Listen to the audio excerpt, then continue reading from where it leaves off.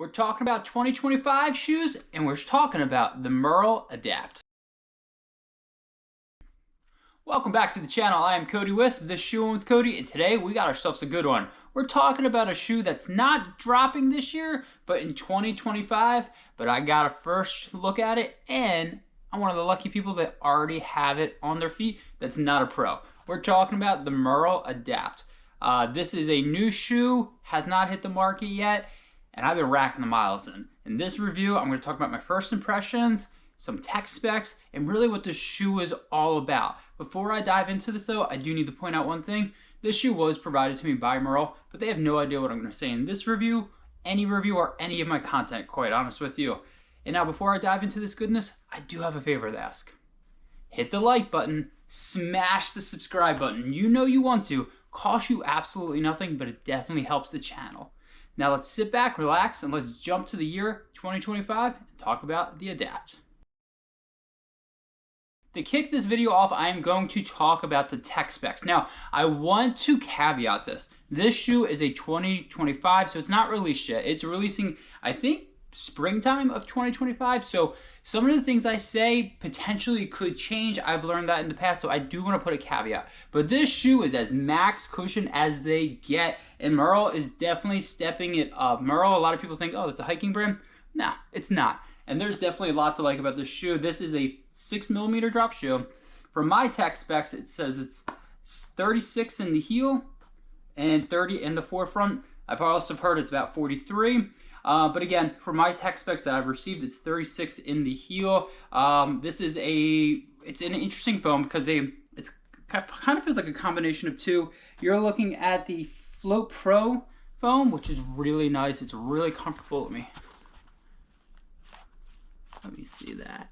It's really nice, but it also has this Flex Connect. So that's why I think it's going to be a little confusing with the stack height, because you don't actually go all the way up here. You go to like right about here. So this Flex Connect is kind of wrapped around this whole foot. Your foot sits in it. It's almost like sitting in a little pod, and it feels really comfortable. And the Flex Connect is really be able to allow you to take a max cushion shoe like this and go on multiple different terrains. Hit that road to trail, hit that buffed out, but also hit some gnarly technical terrain. And that definitely is kind of what that is working with. We have a Vibram outsole. Money, not going to go much into that because you know how I feel about Vibram outsole. And this is a Matryx upper. Really what the Matryx upper is, really nice material, so it doesn't stretch out. This shoe is, again, max cushion for those longer days on the trails. If you want to go up to a 100-miler, really what this shoe is all about. And this Matryx upper is accommodating. I have a wide-ish foot and I wear a men's 9.5, and I find this to be extremely accommodating to my foot. I think if you have a super narrow foot, maybe you might have issues with it, but I think if you have a wide-ish foot, definitely no issues at all. Again, a lot of stack here, but there's a lot of nice premium. This is their premium foam, and it's definitely checking off the box. This tongue, kind of hard to see. It's really kind of paper thin. There's really not much there, but it is very padded around here, which I very much enjoy, but not much here. There is this right here, I'm sorry if you can't really see it, that helps get a gaiter on. So again, this is Merrell's, kind of their first attempt, in my opinion, from them, a max cushion shoe. This is as max cushion as they get, and this is definitely offering a lot. I don't have the weight on this shoe, and I don't know what the price is, but once I do get that, I will absolutely update this and update you all. But again, Merrell's first attempt at a max cushion shoe. It looks good, feels good. They're definitely onto something.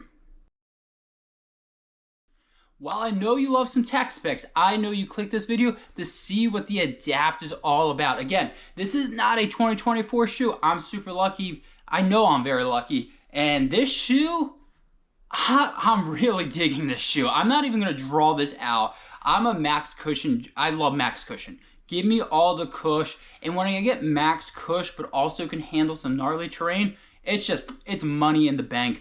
This foam right here is just so comfortable.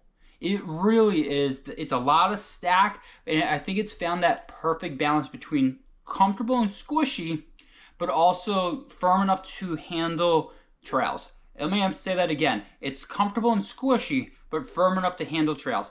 Some people for roads, you can have the squish because you're on like an even surface. On trails, you do not want that, and I'm really happy to say it works really well. And this Flex Connect, again, when I first got the shoe, I was like, Flex Connect, what the heck is that? Really nice. It actually really, I get a great lockdown, and I put my foot in here, lace it up, and my foot sits perfectly in this bed. It's just really nice, great lockdown, no issues at all. And again, as I mentioned in the tech specs, it is accommodating to my foot. I'm not having any type of, you know, issues. I'm not getting rubbing. I'm not getting any blisters. I'm not hurting my toes. I have about 12, 13 miles in. So again, I don't have a ton of miles in, but I definitely been racking the miles up. So I need to get more. The Vibram outsole is really nice. I like it because not only is it Vibram outsole, but it's also really flexible. It really is. I don't feel like I'm stiff. I don't feel like so there's some max cushion shoes out there, and if you've tried them, where it just feels like a tank out there. I still feel very nimble in this shoe, even with it being a max cushion shoe. Now, there are a lot of things I like about this shoe, but there's one I don't like. And I think it's an easy fix. Again, this has not gone to production. I don't love the laces. They're a little too short. And if you can see that, it's a weird material. It's not like your typical lace, okay? I know they were trying to have like so it doesn't come untied and everything. I think either you update them yourself if you need to, or before it drops, Merrell update the laces. But honestly, that's the biggest drawback for me.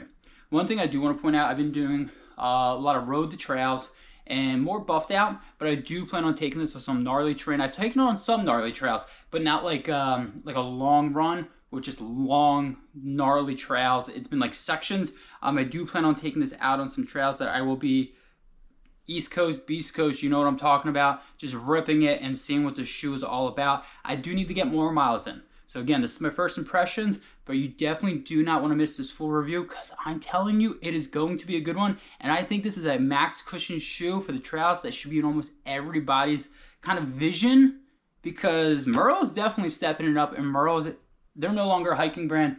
They kicked the door in. They're a trail running brand, and I'm excited. So again, keep your eyes out for that full review. Hit the like button, smash the subscribe button, and until next time, I'll see y'all out on the run.